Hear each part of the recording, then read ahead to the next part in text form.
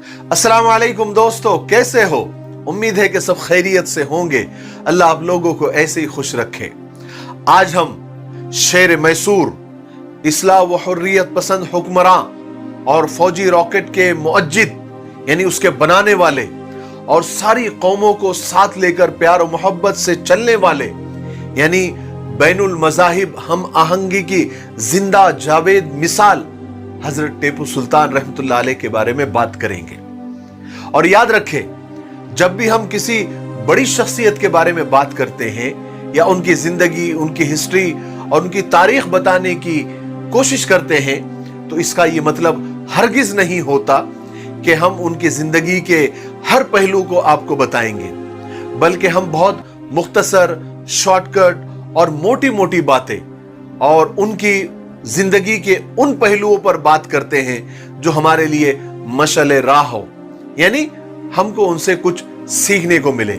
हालांकि इनकी जिंदगी के हर पहलू से कुछ ना कुछ सीखने को जरूर मिलता है, लेकिन वीडियो बहुत लंबी हो जाएगी और बहुत बोरिंग भी हो जाएंगी।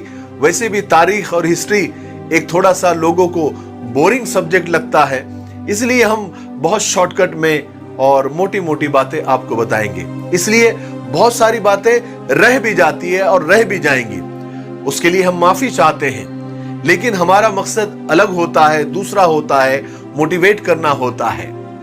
तो चलिए हजरत टीपू सुल्तान की जिंदगी के बारे में बात करते हैं।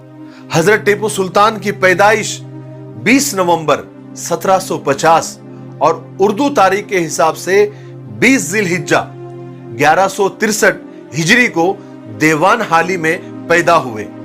दीवान हाली अभी भी मौजूदा दौर में बेंगलोर का एक शहर है जो बेंगलोर सिटी से 33 किलोमीटर शिमाल में वाक़ है। टीपू सुल्तान रहमतुल्लाह अलैह का नाम अरकाट के एक बुजुर्ग टीपू सुल्तान औलिया के नाम पर है।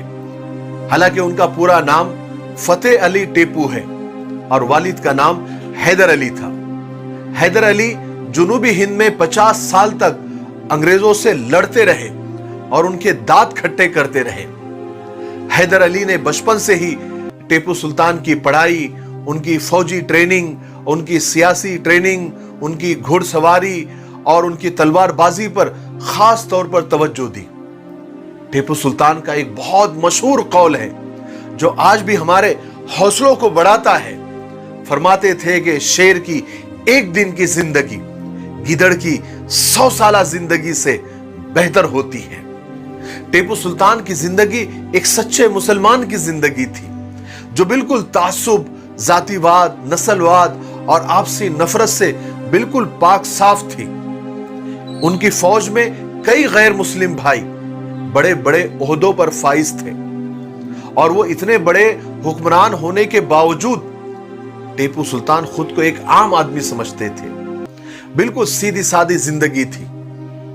खास बात आपको बताऊं, वो हमेशा बावजू रहते थे और कुरान पाक की तिलावत बहुत पाबंदी से किया करते थे।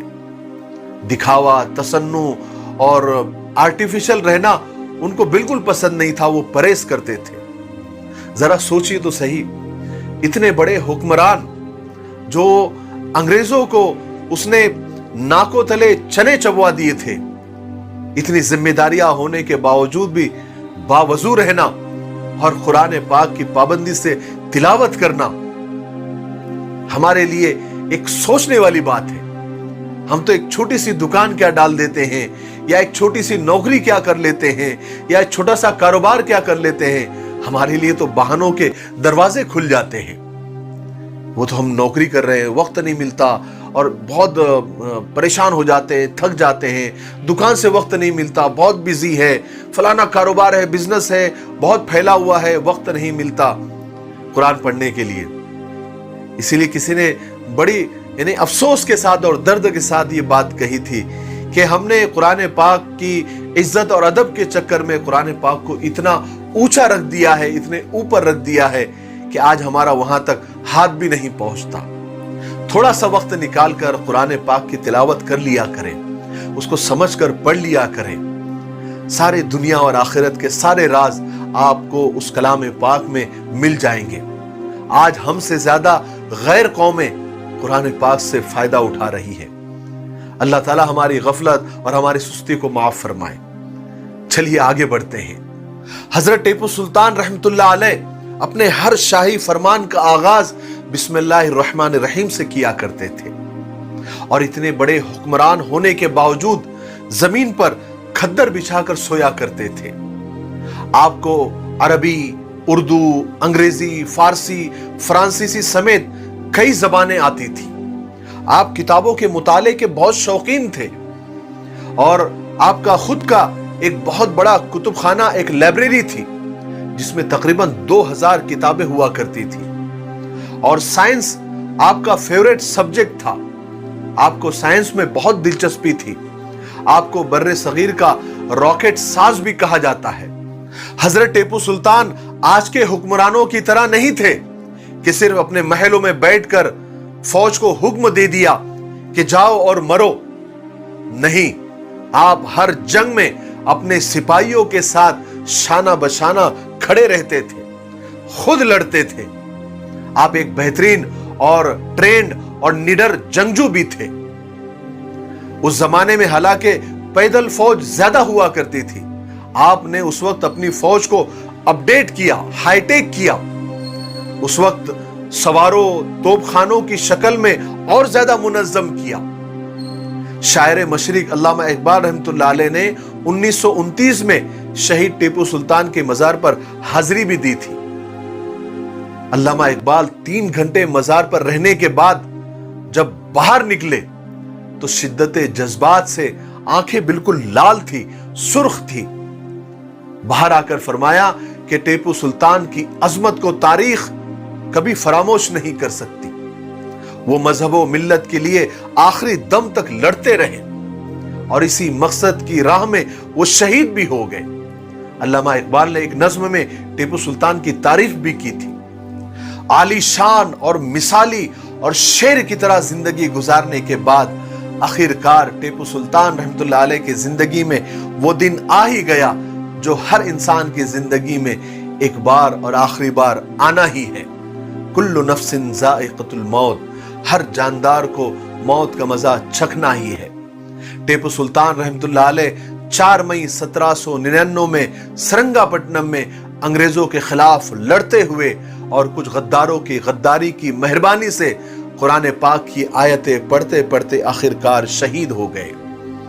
जब अंग्रेज जनरल को टीपू सुल्तान की शहादत की खबर मिली तो जनरल तो खुशी के मारे पागल हो गया और लाश को देखने के लिए पहुंचा तो टीपू सुल्तान रहमतुल्लाह अलैह की लाश अपने वफादार शहीद फौजी भाइयों के बीच ऐसी पड़ी हुई थी जैसे बुझी हुई शमा अपने इर्द गिर्द जलकर मरने वाले परवानों के हुजूम में होती है।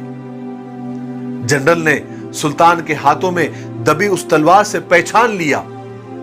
यह तलवार आखिर तक टीपू सुल्तान रहमतुल्लाह अलैह के फौलादी फौजी पंजों में कसी हुई थी। बड़ी मशक्कत के बाद उसे छुड़ाया गया। उस जनरल ने भी बहादुर सिपाही की तरह टीपू सुल्तान को सलाम किया, सैल्यूट किया और लाश के पास खड़े होकर वो तारीखी जुमला कहा जो सारी दुनिया को सुनना चाहिए। जब टीपू सुल्तान इस दुनिया से चले गए तब जनरल ने कहा था कि आज से हिंदुस्तान हमारा है। कहते हैं जब सुल्तान शहीद हुए तो आपकी आंखें खुली हुई थी तो अंग्रेज उनकी लाश को देखकर भी डर गए थे। उन्हें लगता था कि शायद लाश भी उठकर हम पर हमला न कर दे। सुभान अल्लाह। जब डरते डरते तहकीक की और जब कंफर्म हो गया कि सच में टीपू सुल्तान शहीद हो गए हैं, उनकी जान सही में चली गई है, तब अंग्रेजों की जान में जान आई। फिर लाश को अंदर महल में जनान खाने में भेजा गया ताकि अहले खाना आखिरी दीदार कर ले।